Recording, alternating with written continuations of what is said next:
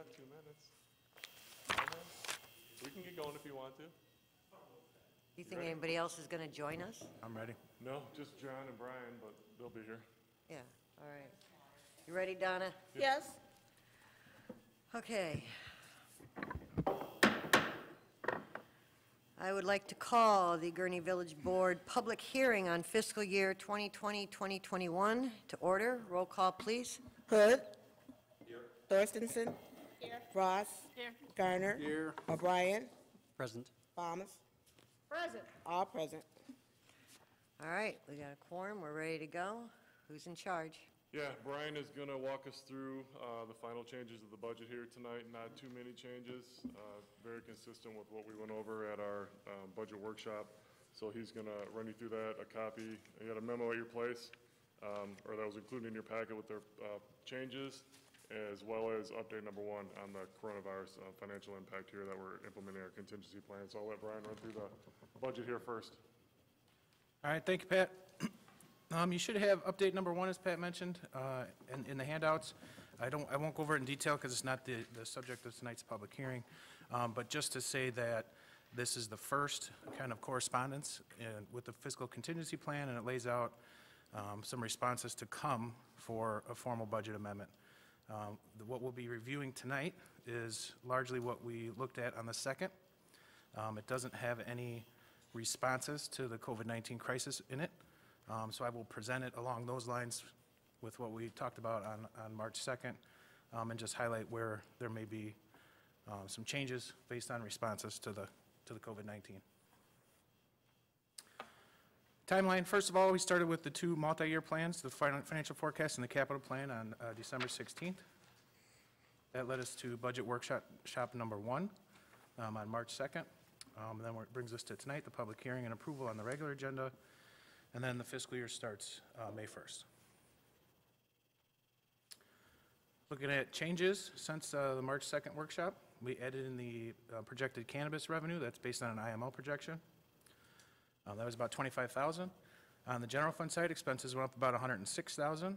70 of that was salary adjustments, some of that including the civil engineer, the majority of that on the civil engineer position.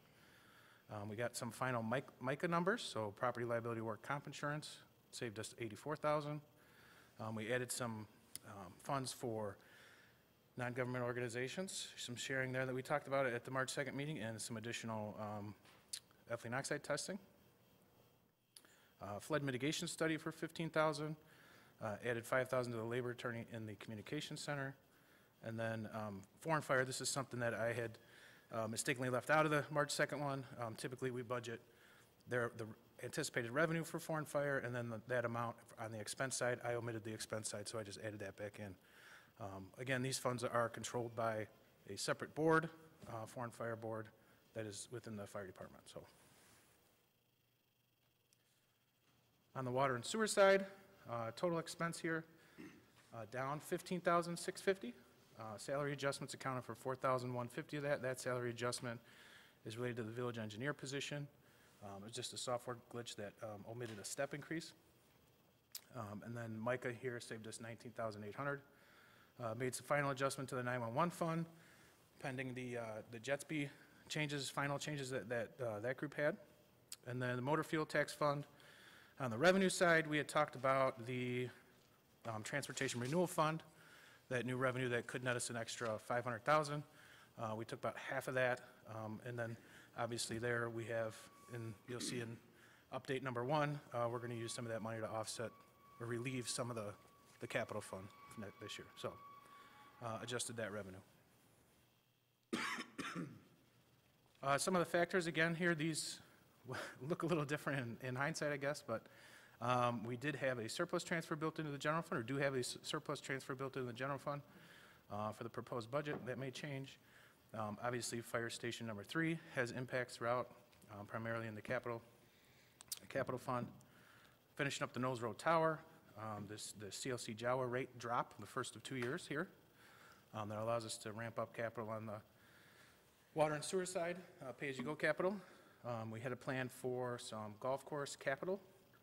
Also, the first year of depositing the amusement tax that is generated from the course back in there. Hopefully there'll be some amusement tax generated from the course that we'll be able to put back in there. On the public safety side, communications operator, we had 2 positions budgeted, 2 additional positions budgeted. We still have the grant funding for, safer grant funding for the 6 additional firefighters that happened a couple years ago. And then we had some AED grant as well as the grant for signalization at Manchester and Milwaukee. So that remains to be seen how that will be impacted based on what's happening now. Fiscal sustainability, fully funded the pensions, preserved the general fund balance well above our policy mark, still able to participate in economic development, although that may be one of the areas we look at in update number 1. And then I think most importantly, paid off Series 2011 outstanding debt and the Aquatic Center debt came off.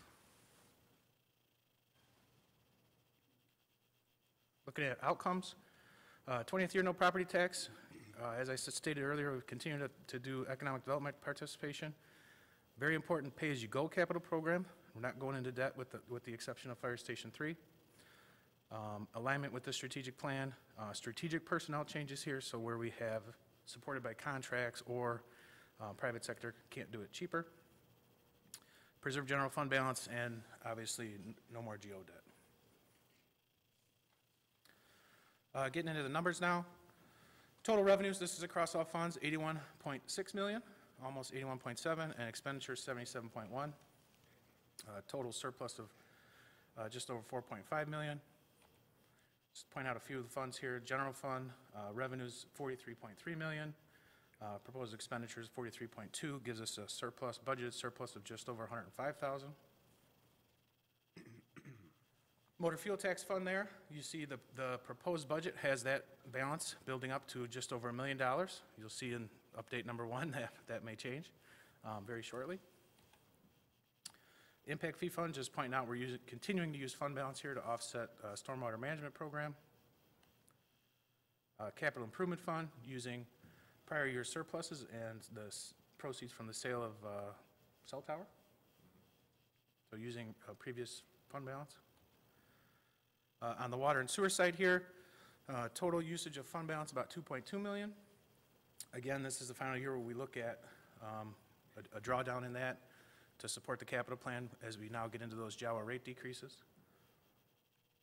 And that is about it. Again, looking at all funds here, revenue side.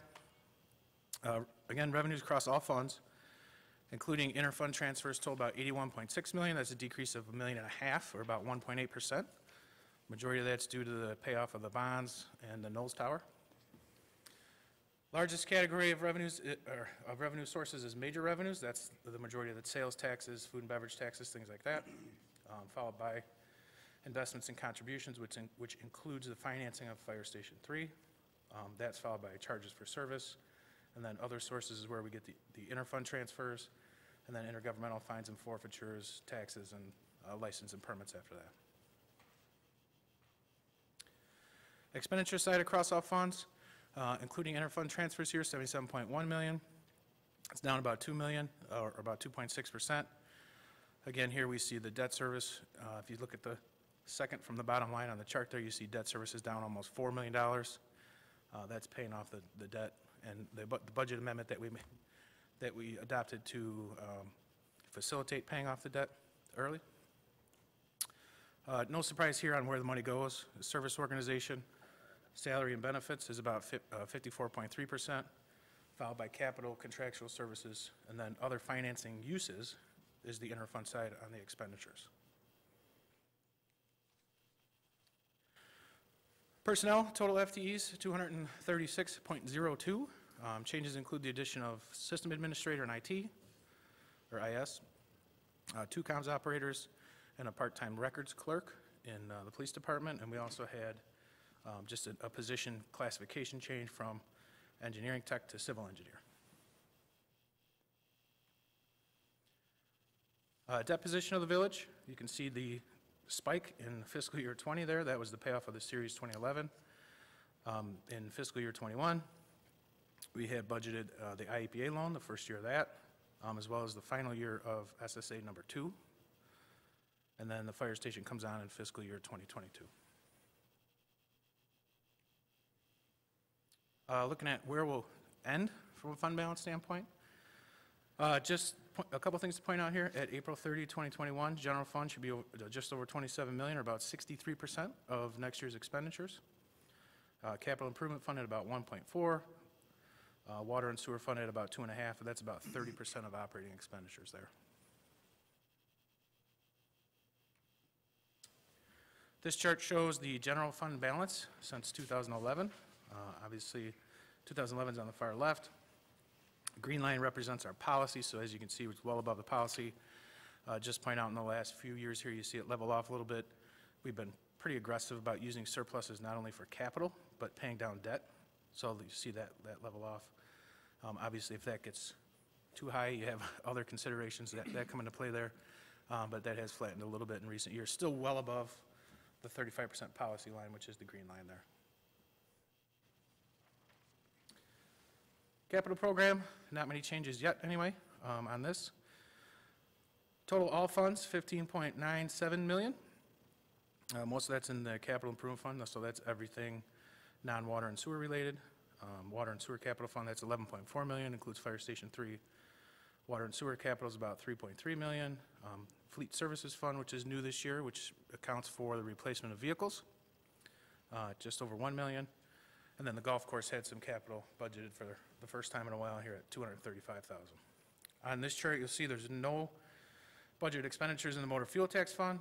Obviously, that's something we're going to consider here in the next month or so. Looking at what systems that money goes to. Transportation systems, almost 5.4 million. Buildings and improvements, which includes Fire Station 3 at just over 5. Water and sewer system, big project there is Old Grand Water Main at just over 3 million. Vehicles and equipment, almost 1.4. Stormwater management, 580,000. And then for the first time, split out is a technology category. Again, in alignment with the strategic plan, I thought it was important to highlight that as a separate category.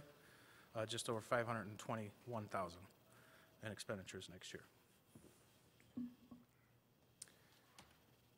And with that, I'm happy to take any questions on the proposed budget. Any questions from any of the trustees? All right, it's going to be a rocky, bumpy roller coaster. But Pat and Brian have spent years preparing us for when things wouldn't be so good. So I think a lot of that is going to come into play. It's still a solid budget. And you know, it will be, I like the updates every month now that we've triggered an event, so we'll be able to make decisions quickly and not get blindsided. So if there's no questions, do I have a motion to recommend the budget to us at our business meeting? Motion by trustee Garner, second by trustee Balmas. Roll call, please. Donna? Hood. Yes. Thorstensen. Yes. Ross. Aye. Garner. Aye. O'Brien. Aye. Balmas. Aye. All ayes. All right. Motion carries for a recommendation at our business meeting. Do I have a motion to adjourn the public hearing? So moved. Motion by trustee Balmas, second by trustee Garner. All in favor, say aye. Aye. Aye.